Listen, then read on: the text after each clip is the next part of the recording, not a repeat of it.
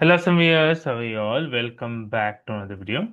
Guys, in this video, we are going to discuss how we can do a screen recording in Windows laptop without installing any software or using an inbuilt software. For that, guys, click on the Windows icon here, click on settings. So as soon as you click on settings here, you click on the gaming section here. To enable this, you have to keep it on. If it is off in your setting, keep it on. And you can see the shortcuts. So start and stop screen recording is Windows Alternate plus R. You can use this shortcut. So let me start here. Windows Alternate plus R.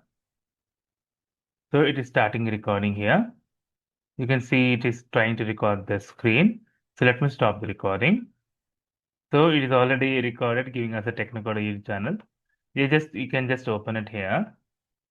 So you can see here it's Microsoft Game DVR. So it has recorded properly. So I haven't enabled the microphone yet. So we can use this local software to record the Windows without installing any other outside software.